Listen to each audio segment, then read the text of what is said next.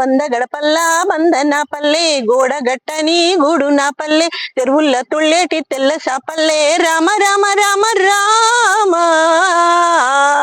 అత్త మామ బావ బాపు వరసల్లే ఊరంతా చుట్టాల ముల్లె నా పల్లె దారంలో ఒదిగిన పూల దండల్లే రంగీల సింగిన పల్లె.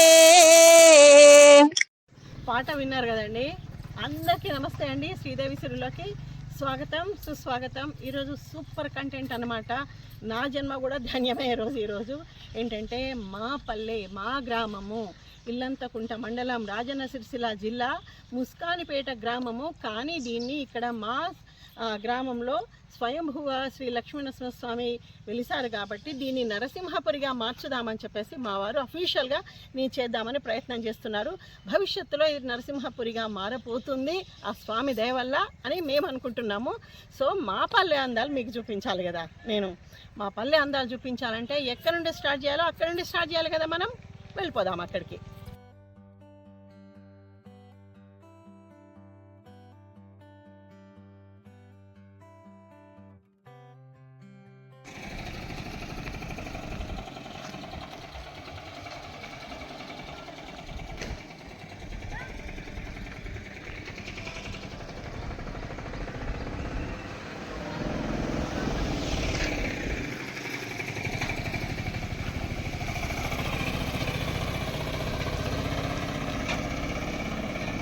ఓం నమో లక్ష్మీ నరసింహాయ. ఇప్పుడు మనము మా గ్రామం ఎక్కడి నుండి ప్రారంభమవుతుందో ఆ సరిహద్దులోకి వచ్చేసామన్నమాట. చూడండి, ఇక్కడ లక్ష్మీనరసింహస్వామి, ఆంజనేయ స్వామి, గణపతులతో కూడిన పెద్ద కమాన్ కట్టారు. ఈ ద్వారంలో నుంచి అంటే ఈ కమాన్లో నుంచే మనం లోపలికి వెళ్ళాలి. ఇప్పుడు చూడండి, ఇటు మనకు 2 దారులు ఉన్నాయి. ఇటు నుండి అంటే రైట్ సైడ్, నేను నిలబడడానికి రైట్ సైడ్ నుండి కరీంనగర్ రోడ్ అనమాట. తర్వాత లెఫ్ట్ సైడ్ వెళ్తే సిద్దిపేట రోడ్ వెళ్తుంది. ఈ రెండింటికి మధ్యలో కొంచెం దూరం ముందుకు వెళ్తే స్ట్రైట్ రోడ్ ఒకటి ఉంటుంది, అదే సిరిసిల్లాకి వెళ్తుంది అనమాట. ఇక్కడ ఇలా 3 కూడలు కలుస్తాయి. ఇక్కడ నుండి మనము మన గ్రామం లోపలిలోకి వెళ్ళిపోవాలన్నమాట. రండి చూద్దాం. సో ఇప్పుడు మనము మన కమాన్లో నుంచి లోపలికి వచ్చేసాము. ఇప్పుడు అలా చెట్లు చూడండి ఎంత బాగున్నాయి. చూడండి, ఇప్పుడు మనం కుంట దగ్గరకు వచ్చేసాము. దీన్ని కుంట అంటారన్నమాట. ఇది ఇక్కడ బతుకమ్మలు అప్పుడు అంటే దసరా అప్పుడు మొత్తం బతుకమ్మల ఇక్కడికే తీసుకొచ్చేసి నిమజ్జనం చేస్తారు. ఎంత బాగుందో చూడండి. అసలు పల్లె అందాలండి కదా. ఇటు నుండి మనం ఇంకా మళ్ళీ లోపలికి వెళ్ళిపోదాం. జస్ట్ మనం ఇంకా కొంచెం ముందుకు వచ్చేసాము. మన కుంట నుండి ముందుకు వచ్చేస్తే ఇక్కడ ఎవరెవరు ఉన్నారు? అంబేద్కర్ గారు ఉన్నారు and Phule, Jyotirao Phule, right, వాళ్ళిద్దరు ఉన్నారు ఇక్కడ. సో మనం ఇక్కడికి గ్రామ పంచాయతీ దగ్గరికి వచ్చేసాం అనమాట, ఆఫీస్కి. చూడండి ఎంత బాగుందో, రైట్.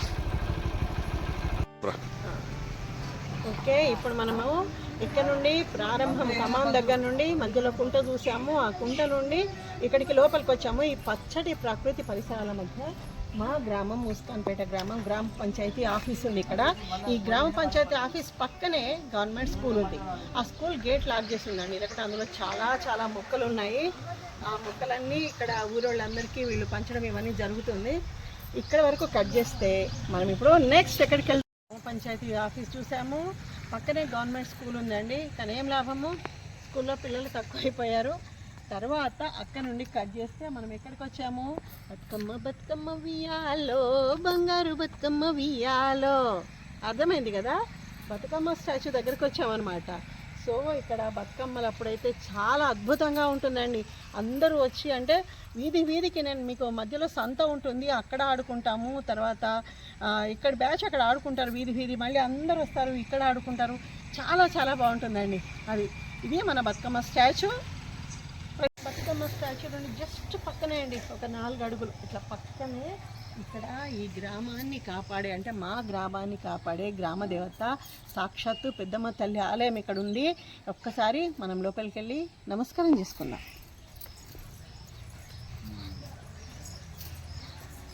జగన్మాత చల్లగా చూడు తల్లి అందరినీ.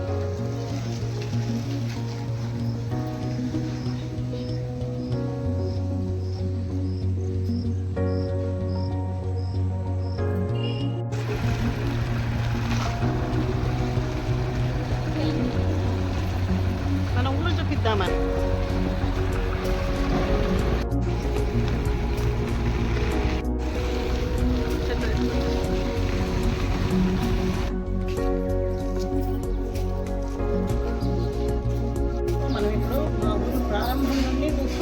స్టెప్ బై స్టెప్ చూపించుకుంటూ వస్తున్నాను, మధ్య మధ్య కూడా కాదండి ఇది, స్టెప్ బై స్టెప్ మనం వచ్చేస్తే ఇక్కడ మనం ఊరి నడిబొడ్డులోకి వచ్చేసాము. ఇక్కడే నాకు రైట్ సైడ్ వాటర్ ట్యాంక్ ఉంటుంది, గ్రామానికి అంతా నీటి సరఫరా. తర్వాత ఇక్కడ ఈ ప్రదేశంలో అయితే నిలబడ్డాను, ఇక్కడ అమ్మవారి నవరాత్రులు ఇక్కడే జరుగుతాయి, గణపతి నవరాత్రులు జరుగుతాయి. అండ్ వారం వారం సంత ఒక్కసారి చూడండి, ఇక్కడ అంగడి అట్లా జరుగుతుంది, ఇక్కడ వస్తున్నారు అందరూ. ఇలా ఇక్కడ అందరూ ఇక్కడ వచ్చి ఆ సండే రోజు కూరగాయలన్నీ తీసుకుని వెళ్ళిపోతారు అనమాట.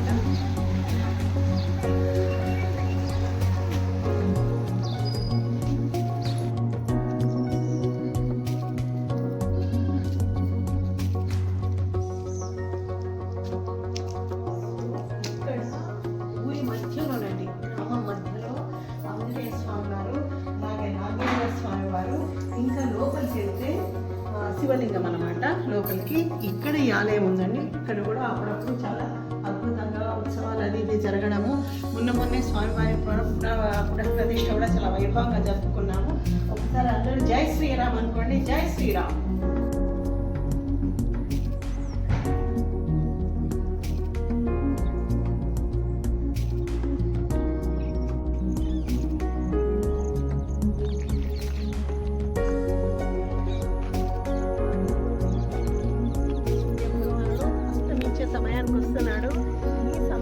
చూడండి, మీకు కొద్ది వర్షన్ అంటే కొద్ది పోర్షన్ మాత్రమే.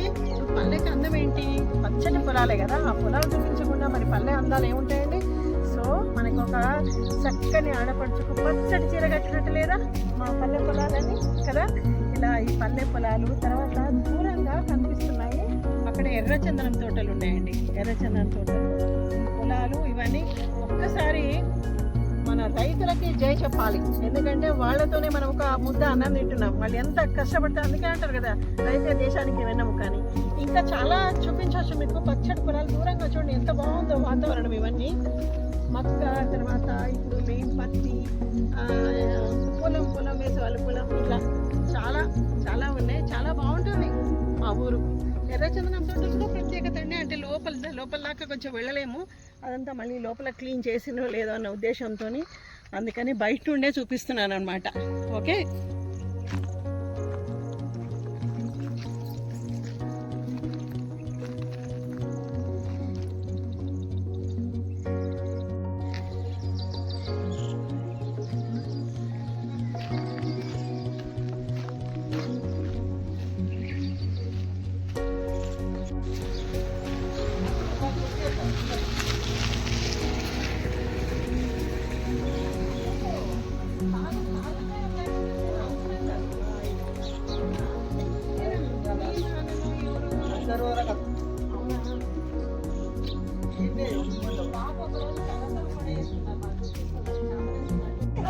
సూపర్ 90 ఏళ్ళ వృద్ధుడు వేసే కరసాం అన్నమాట ఇది. ఇలా కూడా పోదు అత్త ఇంత కాలు మొక్కలు నగలనా కదా. అవునా? మరి ఏమన్నారు కాలు నెల రోజులు రెస్ట్ చేసుకుంటారు.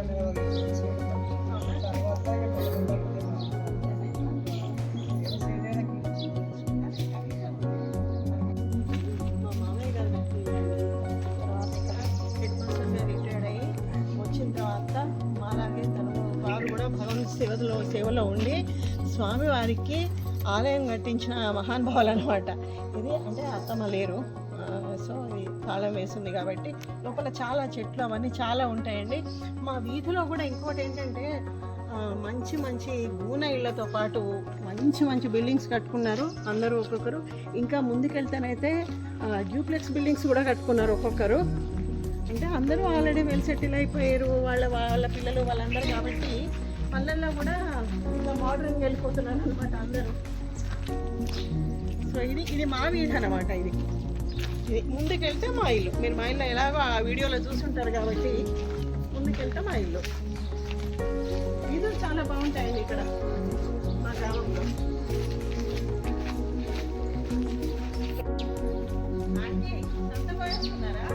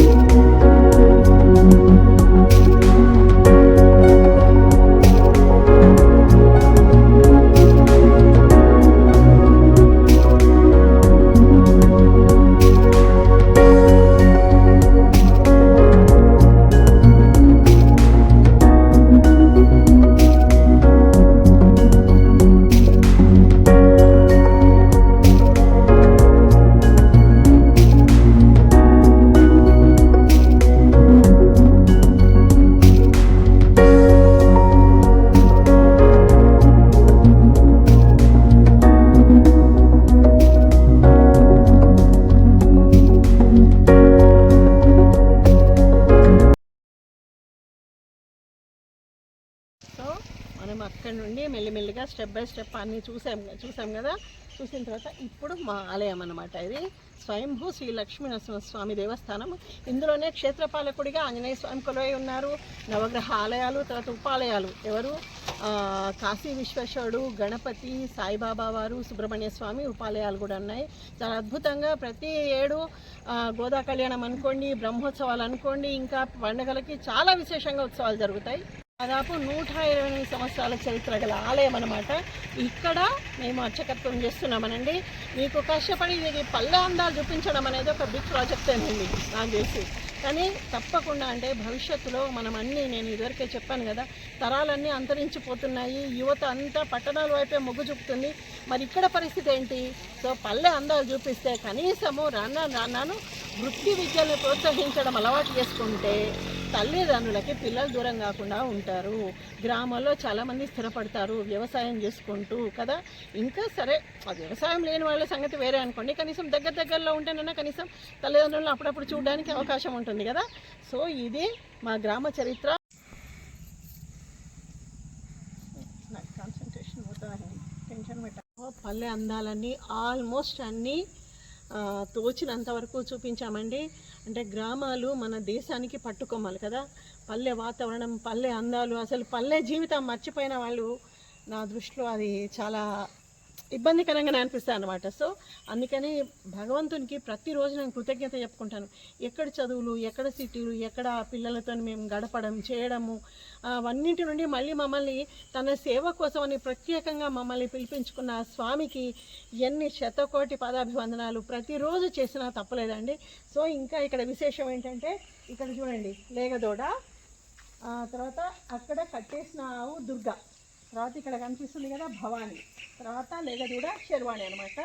ఈ 2 గోవుల్ని మా వారికి గోదానం చేశారు. మేమే పోషిస్తూ ఉంటాము. చాలా జాగ్రత్తగా తను చూసుకుంటూ ఉంటారనమాట. శర్వాణి చూడండి ఎంత అందంగా ఉందో.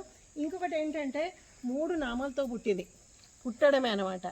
ఇదే ఈ గోమాతల విశిష్టత. అంటే ప్రతిరోజు ఈ గోమాత సేవ చేసుకొని స్వామివారికి అమ్మవారికి సేవ చేసుకునే భాగ్యాన్ని భగవంతుడు మాకు కల్పించాడు. కాబట్టి ఈ పల్లె వాతావరణంలో మేము కూడా ఒక వ్యాపకం పెట్టుకొని ఈ శ్రీదేవి సిరుల ఛానల్ ద్వారా అన్నీ, అంటే ఒక ఆధ్యాత్మికంగానే కాకుండా వంటలు అనుకోండి, మంచి మాటలు అనుకోండి, ప్రతి ఒక్కటి మీకు అందుబాటులో ఇవ్వాలని చెప్పేసి నేను చేసే ప్రయత్నాన్ని ప్రతి ఒక్కరూ మీరు ఆదరించాలి. మీ గుండెలో నన్ను ఎప్పుడు నిలుపుకోవాలని అంటే శ్రీదేవి సిరులు తప్పకుండా సబ్స్క్రైబ్ చేయాలి. 10 మందికి అంటే లైక్ చేయండి, 10 మందికి షేర్ చేయండి. ఇంకా మంచి వీడియోస్తో నేను మీ ముందుకు వస్తూనే ఉంటానండి. అంతవరకు నమస్తే.